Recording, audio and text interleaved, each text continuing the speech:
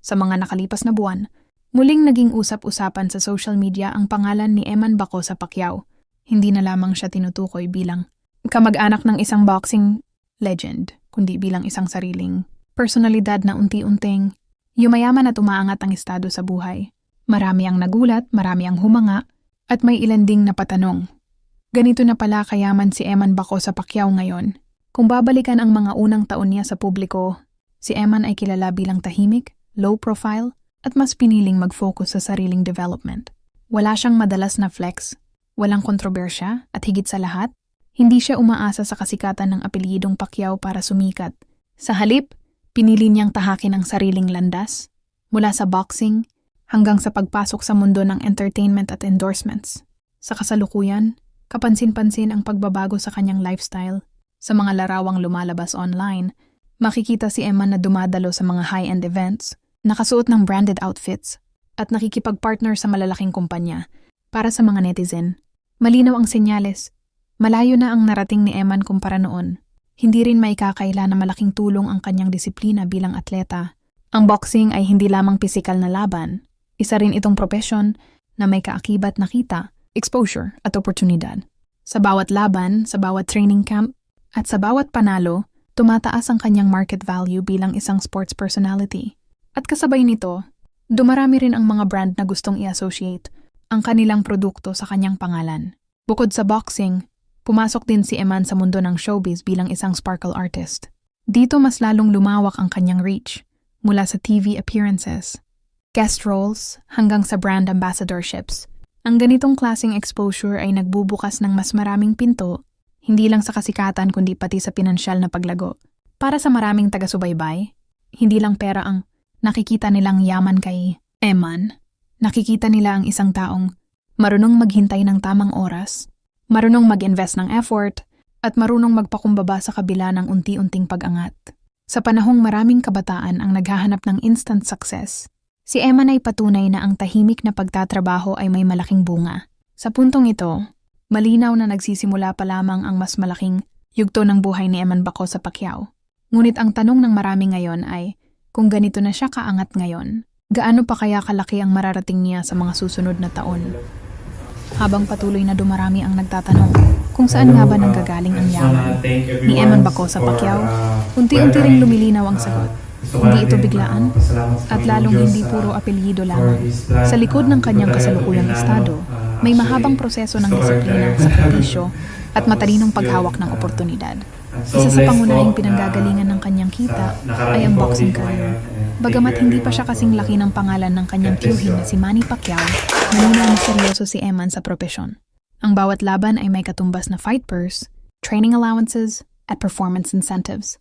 Habang tumatagal at mas nagiging kilala siya sa ring, tumataas din ang bayad sa kanya. Isang natural na cycle sa mundo ng professional sports. Ngunit hindi dito nagtatapos ang kwento. Mas naging matalino si Eman sa paggamit ng kanyang exposure. Dahil sa kanyang image bilang disiplinadong atleta at maayos kausap sa publiko, mabilis siyang napansin ng mga brands at sponsors. Mula sportswear, supplements, hanggang lifestyle products, nagsimulang pumasok ang endorsements na nagbibigay ng steady at minsan ay mas malaking kita kumpara sa mismong laban.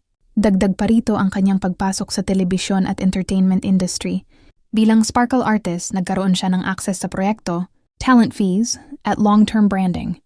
Hindi man agad pangunahing bida, mahalaga ang consistency, dahan-dahang binubuo ang pangalan, audience, at credibility.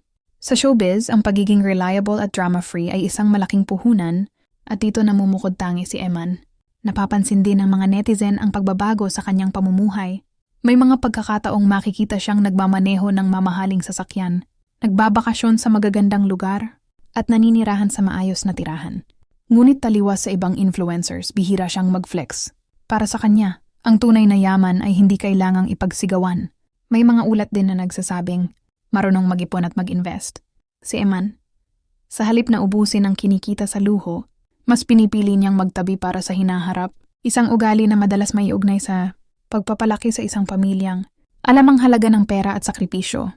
Hindi lihim na nakita niya mismo kung paano binuo ni Manny Pacquiao ang yaman nito mula sa kahirapan hanggang sa tuktok, kaya't malinaw ang impluensya. Sa gitna ng lahat ng ito, nananatiling grounded si Eman. Hindi siya pala sagot sa bashers. Hindi rin siya basta nagpapadala sa intriga. Para sa kanya, mas mahalaga ang long-term success kaysa panandali ang kasikatan.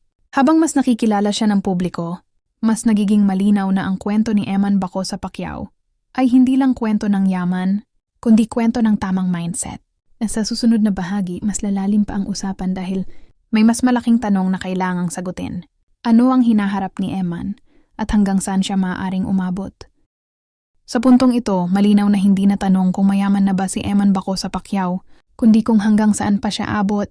Ang mas mahalagang usapin ngayon ay hindi lang ang perang pumapasok sa kanya, kundi ang direksyon ng kanyang kinabukasan bilang atleta, personalidad at individual na may sariling pangarap na gustong patunayan. Sa mundo ng boxing, patuloy ang pagbubukas ng oportunidad para kay Eman. Habang dumarami ang laban at panalo, mas lumalawak ang kanyang network, mula promoters, managers hanggang international connections. At alam ng marami sa boxing, isang malaking panalo lang ang kailangan para tuluyang magbago ang estado ng buhay ng isang atleta. Hindi malabong mangyari ito kay Eman lalo't dala niya ang disiplina at dedikasyong bihirang makita sa mga kabataang atleta ngayon. Kasabay nito, tuloy-tuloy din ang kanyang pag-angat sa entertainment industry. Sa panahong mahalaga ang image, branding at relatability, swak na swak si Eman sa panlasa ng masa. Hindi siya kontrobersyal, hindi pala sagot, at hindi rin pabigla-bigla sa kilos. Sa halip, pinipili niyang maging consistent, professional, at tahimik na nagtatrabaho, isang katangiang mas hinahanap ngayon ng mga brands at producers. May mga nagsasabing swerte lang siya dahil Pacquiao ang apelido niya. Pero kung tutuusin, mas mabigat nga ang apelidong dala niya. Dahil sa bawat galaw niya, may inaasahang pamantayan. Hindi sapat ang maging average. Kailangan laging patunayan na karapat-dapat. At sa halip na lamunin siya ng pressure, ginamit ito ni Eman bilang inspirasyon para mas galingan pa. Sa aspeto ng pera, malinaw na marunong siyang humawak ng kinikita. Hindi siya kilala sa maluho at walang saysay na gastos. Sa halip, inuuna niya ang stability. Isang senyales ng maturity na hindi nabibili ng pera. At kung magpapatuloy ang ganitong mindset, hindi lang pansamantalang yaman ang kanyang makakamit, kundi pang matagalang seguridad para sa sarili at pamilya. Mas mahalaga pa rito, nananatili ang kanyang pagpapakumbaba. Sa kabila ng sunod-sunod na biyaya, hindi siya nagbabago. Hindi niya kinakalimutan ang pinanggalingan at hindi rin niya minamaliit ang sinuman. Ito ang klase ng ugali na mas lalong nagpapalapit sa kanya sa publiko dahil sa isang mundong puno ng flex at yabang. Yung tahimik na tagumpay ay mas nakakaantig at kung pagbabasehan ng takbo ng kanyang buhay ngayon, malinaw na nasa simula pa lang si Eman Baco sa Pacquiao. Mas marami pang laban, mas maraming proyekto, at mas maraming biyayang paparating. Ang yaman niya ngayon ay maaaring bunga ng sipag at oportunidad, pero ang yaman niya sa hinaharap ay nakasalalay sa mga desisyong ginagawa niya araw-araw. Kung sa tingin mo ay deserve ni Eman ang mga biyayang natatanggap niya, I like at i-share ang video na ito. At kung gusto mo pa ng ganitong klaseng kwento, totoo, detalyado, at walang halong paninira, mag-subscribe at manatiling nakaabang. Dahil mas marami pang kwento ng tagumpay ang ating ibabahagi,